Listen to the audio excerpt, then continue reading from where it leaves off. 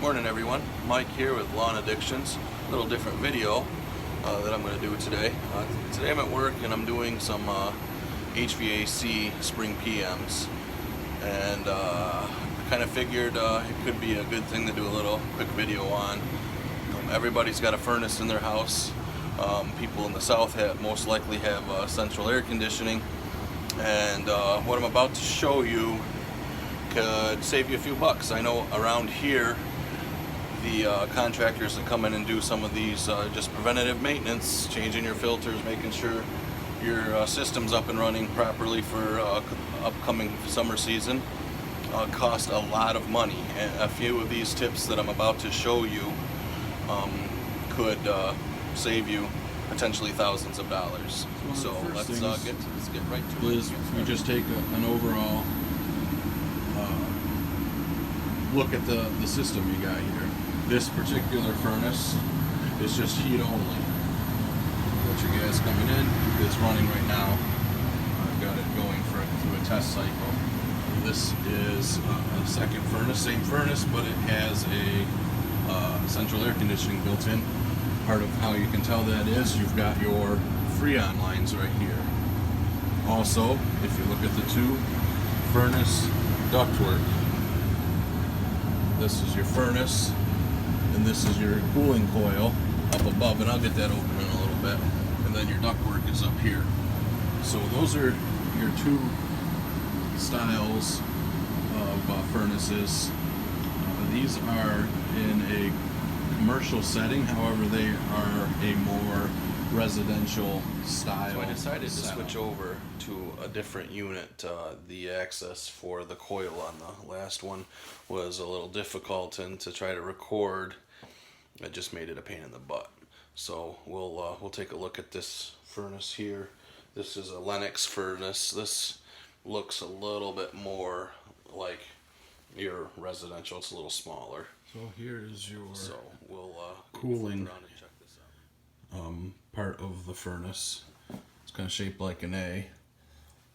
You give it a quick look over, make sure these fins are still straight. That can hinder some performance. It doesn't look too bad in here. I don't know if we can see down in there. There's some tablets that I threw in there, that blue. It's a condensate line tablet. And that's just something like this. You can get this at your Home Depot or Lowe's in a smaller package. You know, this has got 200 tablets in it. That's about 30 bucks for that container. So we've got your condensate line for the cooling. That's always nice to have access here. I don't have a funnel with me today, so I will always throw a tablet in here, get it for the trap, and then all I do is pour some water in here.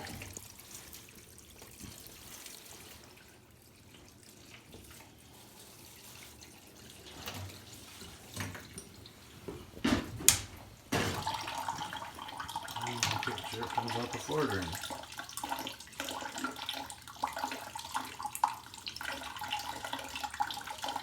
And it did, so that's a good thing. Another thing you can do when you're checking out these coils is you can get a condenser spray foamer at like a Home Depot or Lowe's, and it's got a pleasant smell to it, and you can sanitize it. This isn't dirty, so I just threw some water over it to the drain, which makes it sound like I'm peeing right now because I put a gallon of water in there.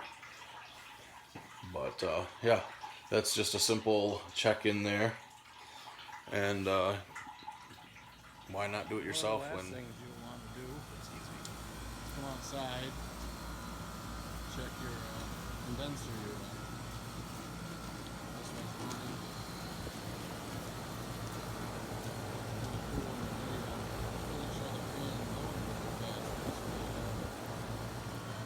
These are your coils that the Freon runs through. They make that cool straight in these coils. Pull them out and put them in. I'll have to come back and do that. spins like that can cause efficiency issues. This isn't dirty, so I don't need to do anything.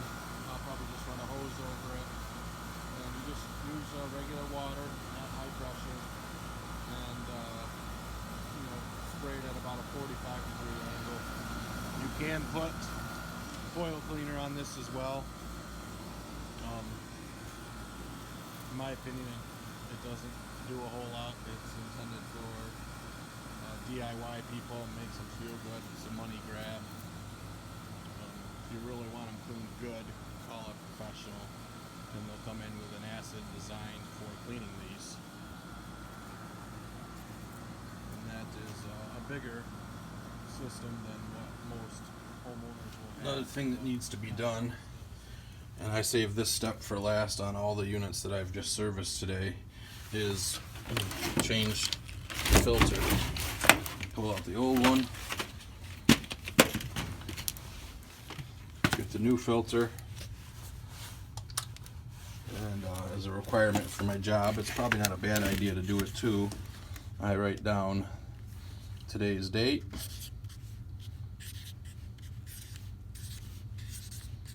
and then I just put company name on there, and we slide the new one back in place, just like so. Make any adjustments you need so it'll fit down in there good. Conclusion, doing your own preventative maintenance on your heating and cooling system can save you a bunch of money. Recap is you want to do just an overall look of the actual unit, the furnace inside. If you have central air conditioning, the condenser outside. If the coils on the outside are dirty, wash them off with a hose. You can get condensate cleaner. I put pan tablets in there, usually a handful. I'll figure out how to include something in a link somewhere to show you guys what that is. I change the filters, clean off the coils inside, make sure that the condensate drains are clean. There's some other things that I do for the PM in a commercial setting, checking delta T waves, or delta T's, I'm sorry, and things like that. A lot of times I get some big commercial air handlers, changing belts, greasing bearings and whatnot. So most of our residential units have a direct drive fan and equipment like that, so you don't have to worry about a belt change. You can always reach out to me through the comments. You can find me on Instagram. If you have any questions, I'm more than happy to walk anybody through some of this. So with that being said, I'm going to get off here, and hope this was helpful, and I'll see you in the next one. Thanks, guys.